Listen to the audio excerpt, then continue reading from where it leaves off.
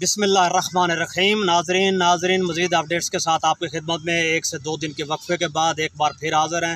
नाजरीन, तमाम तर मसरूफियात की वजह से इस वक्त हम आउटडोर में हैं। हम कोशिश कर रहे हैं कि अपनी गुफ्तगू आप तक किसी न किसी शक्ल में पहुँचाते रहें। इससे बेशतर भी हमने 2 बार प्रोग्राम रिकॉर्ड करवाया, मगर अनफॉर्चुनेटली सूरत हाल का तकाजा ये था। बावजूद आप समझ सकते हैं कंपनी के अंदर, मुल्क के अंदर कंपनी की इजारादारी और मुल्क के अंदर कंपनी की सूरत हाल और मुल्क के अंदर मीडिया की सूरत हाल और मुल्क के अंदर अमूमी सूरत हाल को आप अच्छी तरह समझ और जांच सकते हैं। नाज़रीन, इसी वजह से हमारे 2 वीडियोस मुकम्मल तौर पर शायद उसमें हमने कुछ ज़्यादा ही हक़ाइक़ बयान कर दिए गए थे, जिसके पेश नज़र वो मुकम्मल तौर पर सस्पेंड हो गई। मगर इसके साथ साथ हम भी अपनी हक़ की बात आपकी खिदमत में पेश करते रहेंगे, आपको जगाते रहेंगे, उठाते रहेंगे, हक़ खुद इरादियत के लिए खड़ा करते रहेंगे और आपको अपने हकूक़ की आगाही देते रहेंगे। नाज़रीन, आज की सूरत हाल ये है, जैसा कि इस वक्त आप स्क्रीन पर देख ही चुके हैं। हम यही कहेंगे कि पूरे मुल्क में 24 करोड़ आवाम को सिर्फ कंपनी ही चला रही है। नाज़रीन, ये कंपनी के 5 लाख लोग या कंपनी में रहने वाले 11 कोर कमांडर्स या वो 4 से 6 जनरल्स जो मुल्क को चला रहे हैं। हम तो यही कहेंगे मियाँ नवाज शरीफ साहब को पाकिस्तान लाने के लिए जहाँ इनकी ख्वाहिश है, बहादुरों अब तो फूल बरसाओ। 21 अक्टूबर का टाइम आपको मिल चुका है। मोदी का परवरदा, मोदी से मोहब्बत करने वाला, मोदी का चाहत करने वाला, आलमी इस्टेब्लिशमेंट का अहलकार, जिसे आप राह का भी एहलकार कहते थे, वो शख्स इस वक्त आपके मुल्क के अंदर 21 अक्टूबर को गालिब आज इम्कान है वो तशरीफ़ ला रहा है। नाजरीन, इस हवाले से बात करेंगे और इसके साथ साथ बात करेंगे जहाँ जनरल अरोड़ा को आपने 1971 के अंदर देखा, किस तरीके से वो कदमों में गिरी हुई थी हमारी फ़ौज। अब यकीनी तौर पर यहाँ अरोड़ा तो नहीं, मगर उसका नई शक्ल में एक नया एजेंट, एक नई सूरत हाल के अंदर, जिसके आगे फ़ौज बिक चुकी, जिसके बारे में कहा गया था कि नॉमिनेटेड मुजरिम है। बहरहाल आपको नाज़रीन एक सूरत हाल बताते चलें। पाकिस्तान में कंपनी जब भी कोई कार्रवाई करती है, उसके लिए अलग अलग टीमें मौजूद होती हैं, अलग अलग लोग मौजूद होते हैं, अलग अलग सिस्टम मौजूद है जो इन लोगों को गाए बगाए एक एक लम्हे की हर चीज़ बताता रहता है। बहरहाल इस वक्त सूरत हाल ये है। ओवरऑल सोशल मीडिया के अंदर इस वक्त जनरल आसिम मुनीर साहब ये तमाम सूरत हाल देख कर शदीद तरीन खौफ और भौचाल का शिकार हैं। उनको महसूस होता है कि अगर इस सोशल मीडिया की आवाज़ को बंद ना किया गया तो यकीनी तौर पर ये कंपनी के लिए और आने वाले दिनों में कंपनी के परवरदा यानी नवाज शरीफ, जो गवाल मंडेला जिसे कहा जाता है, उसके लिए कभी भी हौसला अफजा बात नहीं होगी। नाज़रीन, इस सूरत हाल में आपको अपने गिर्द और अपने इर्द गिर्द के हालात का बखूबी मुशाहिदा भी करना होगा। आपको बताते चलें, सूरत हाल तो ये है कि उस्मान डार के हवाले से 2 दिन से इस वक्त हमारा प्राइम टाइम मीडिया बोल रहा है।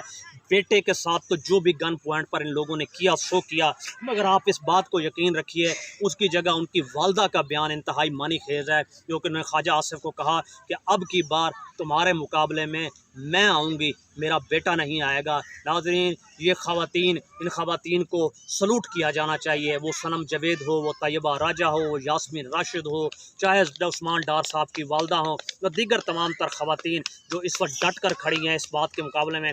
नाज़रीन, आपको मज़ीद अपडेट देते चलें। सूरत हाल ये है, जनरल बाजवा साहब के 12 अरब डॉलर के 12 अरब रुपए के जो असासे थे, जो उनके रिटायरमेंट से जस्ट 1 माह कबल जो इस वक्त लीक आउट हुए थे फैक्ट फोकस के नाम से, कुछ तो होना ये चाहिए था, उनके खिलाफ एहतसाब होता, उनके खिलाफ तहकीक होती। अगर सूरत हाल इससे ज़्यादा बदल चुकी थी, वहाँ पर स्टेटस ये बन गया वहाँ पर नाज़रीन कि जो सहाफ़ी जिसने वो FBI का डाटा लीक किया था और FBI के वो तमाम तरह एहलकार जिन लोगों ने वो डाटा लीक करने में मुआवनत हुई थी, नाज़रीन उनके लिए जज शाहरुख अर्जुमन ने तारीख़ तय कर दी है, जिस पर 9 नवंबर को उन पर फ़र्द जुर्म आयद की जाएगी। हालत तो ये है, चोर भी कहे चोर चोर चोर और चोरों से होशियार रही है। यहाँ तो चोर भी 2 कदम आगे बढ़ गए, वो 12 अरब रुपए लेकर बेल्जियम रुखसत हो गए और यहाँ जो हक निभाते रहे मुल्क के साथ, उनके ऊपर जज साहब ने अदालत लगा दी। हम तो ये कह सकते हैं 76 बरसों के इस कानून में, इस अंधे कानून को बंद कर दीजिए। बेहतर है इसकी आंखों की जो पट्टी है वो उतार कर, ये बेआबरू और बेलिबास तो हो ही चुका है, इन किताबों को आग लगा दीजिए। यकीनन हमारे मुल्क में अब यही कानून है, माइट इज़ राइट, जिसकी लाठी उसकी भैंस। यही कैफियत नाज़रीन हमारे ऊपर बन रही है। अब पाक फ़ौज कौमी सलामती के मफाद में मियाँ नवाज शरीफ साहब को लाने की ख्वाहिशमंद है। यकीनन जनरल अरोड़ा की तरह जिस वक्त वहाँ AK अब्दुल्ला नियाज़ी ने वहाँ हथियार डाले और उनके ऊपर भी जो कुछ करना पड़ गया, यही सूरत हाल ये है। पूरी कौम को तैयार किया जा रहा है कि जनाब मियाँ साहब का इस्तकबाल कीजिए, ये आपके मुल्क का रोशन मुस्तकबिल है। माना पिछले 35-40 साल में तो रोशनी दिखाई ना दी, बहरहाल अब पटवारी नए रंग में आएंगे। यकीनन अब चोरी 5th जनरेशन दौर में 5G के अंदाज में होगी। पहले मैनुअल होती थी, अब ज़रा थोड़े से जिद्दत में होगी, क्योंकि उनका पता है ये आखिरी फायर है, आखिरी कोशिश है, और ये पाकिस्तान के मुस्तकबिल की भी आखिरी कोशिश है।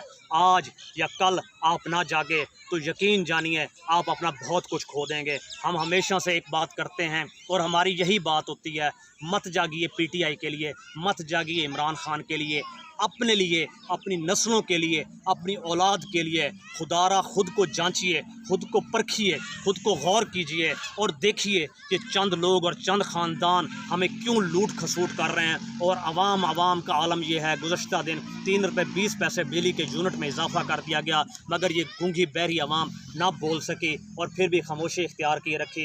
नाजरीन, अगर खामोश रहोगे तो यकीनन एक दिन गर्दन उतार दी जाएगी। बेहतर ये है कि हक़ के लिए उठो, हक़ के लिए डटो। अपना बहुत बहुत ख्याल रखिएगा। अस्सलाम वालेकुम।